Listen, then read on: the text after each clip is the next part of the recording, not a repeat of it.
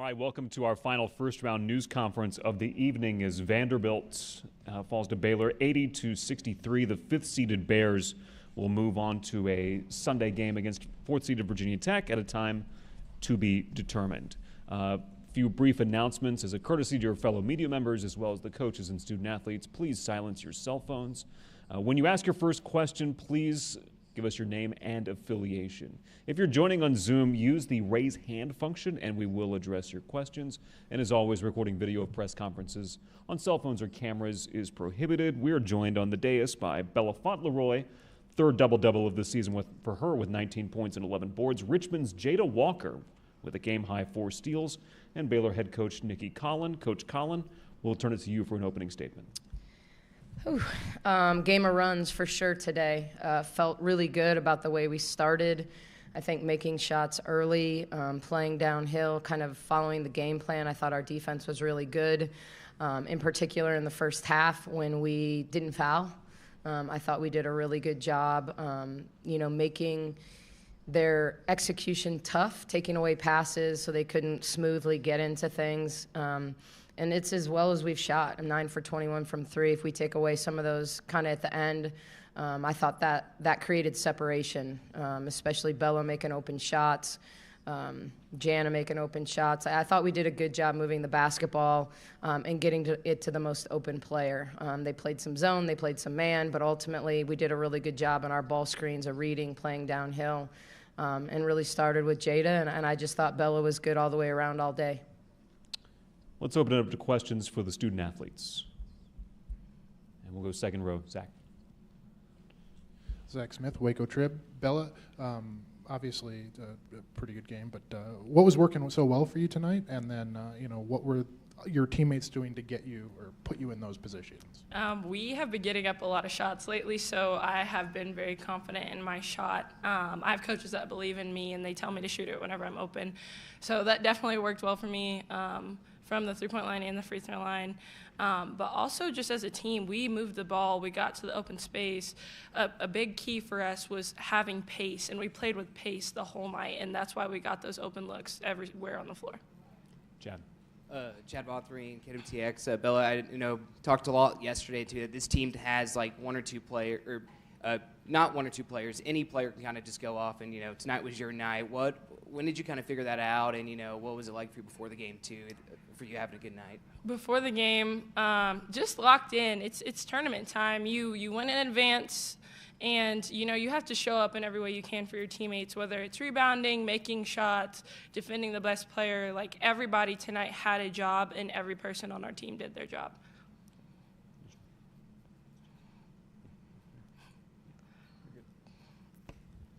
Jada, how much more confident do you feel right now than you did even, a month ago? Really confident. It's tournament time. We've been playing, we've been preparing and practicing. So at this time, it's just time to perform, time to execute, and whoever does that the most wins. So we did that today, and that's why we won. I guess I should have said individually confident. Like, do you personally feel like you're playing better now than you were not that long ago? Definitely. Like she said, we've been in the gym. We've been shooting. We've been getting shots up. And we've been preparing for every game that we're going to play. So I've been really confident. 8 turnovers in the second quarter kind of made that game a little bit closer heading into the second half. What was the conversation like in the locker room before third quarter? Stop turning the ball over. Literally just, we were rushing. What worked so well for us in the first quarter was that we played with pace, but we played to the open person, and we slowed down enough to make those reads. The second quarter, we kind of were like, okay, we want to hit home runs, and Coach Nikki always says, hit a single or hit a double first. You don't have to hit a home run every time. So just slowing down and making those open reads, finding those people, helped us stop turning the ball over so much.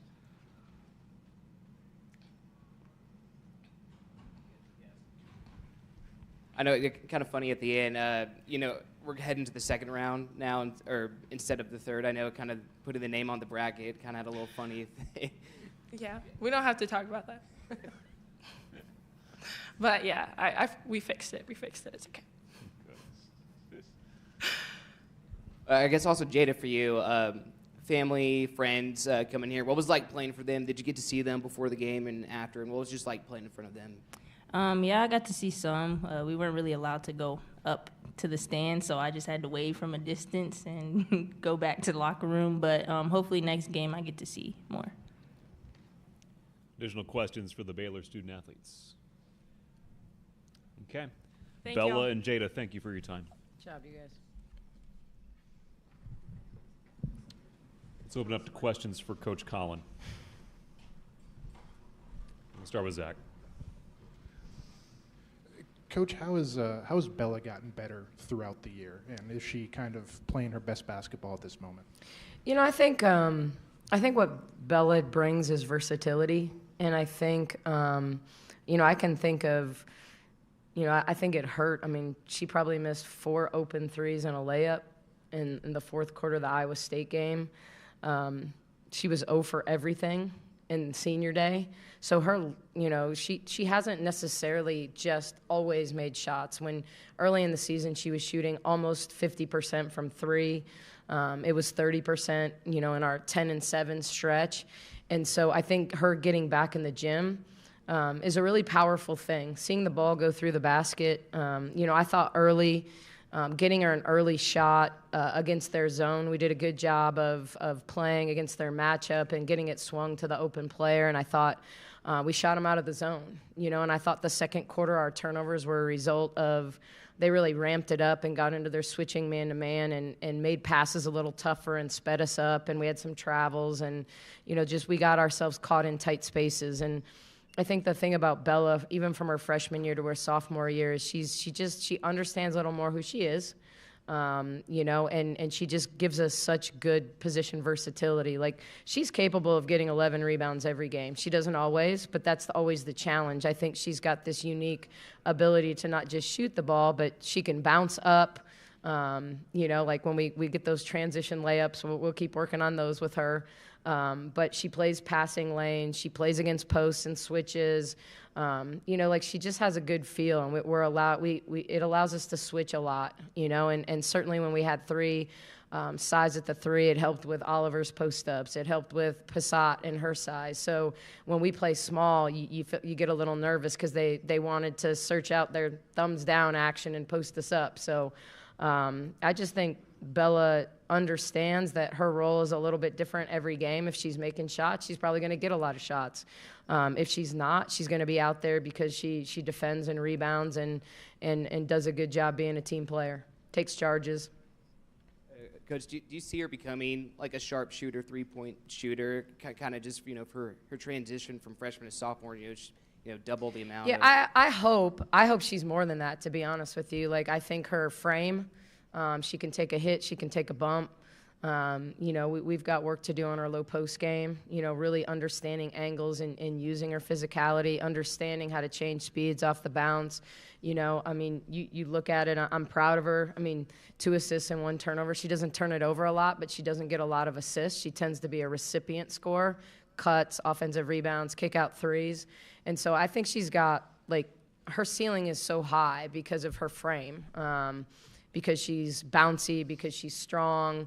I think she's got a lot of room for growth. And she's obviously a really good player right now, but I think her ceiling is really, really high. How much of the focus over the last week has been on getting to the rim and kind of going downhill like that? It seems like Jada did that a few times. Dre did that. Yeah, I don't know. You probably could have there were multiple times I just kept telling Jada, we don't need a play. If they're going to switch and they're going to put their 5-player on you, you just got to go by her.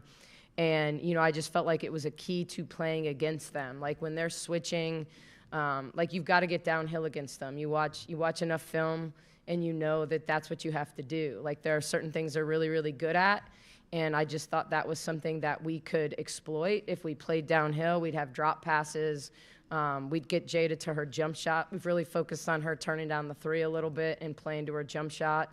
Because to me, when Jada gets to balance and bounce at 15 feet, it's as good as a layup for her. So really getting her to understand her spots on the floor and how she can impact the game. What kind of happened in that second quarter with the turnovers, and how do you kind of clean that up for the second round? The turnovers were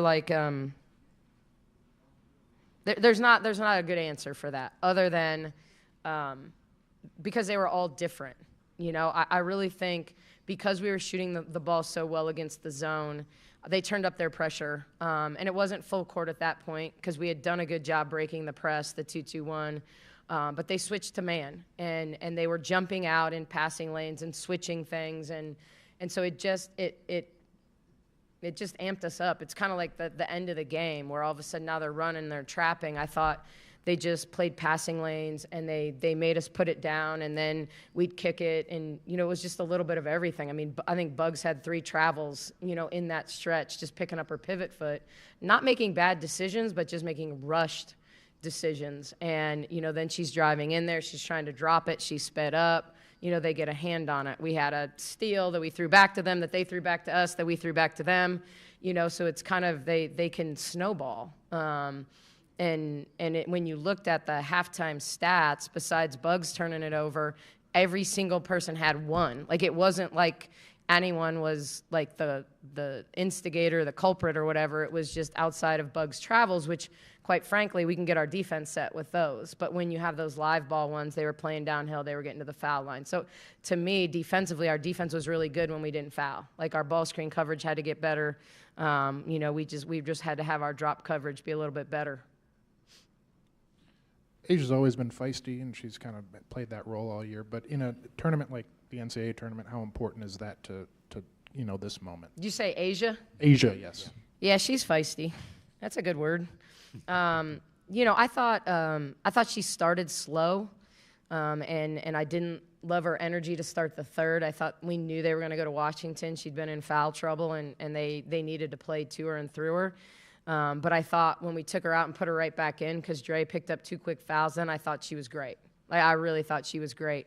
We've talked about that transition where she was playing the 3 early and switching her to playing the post more. When she recognizes, like, hey, I can get into early drags and make a living, when I can get into early step-ups and make a living, I just thought, her energy really elevated. And she's always going to compete around the rim. I mean, I thought, she missed some easy ones inside, but, she's always going to compete. And people don't realize this is her first NCAA tournament game. So don't tell me, I don't care if you're a freshman or a fifth-year senior, there's still nerves playing in this kind of game. Has she played against Vanderbilt? Yes. But ultimately, I still think it's a different stage. I mean, you're playing for something different. Additional questions for Coach?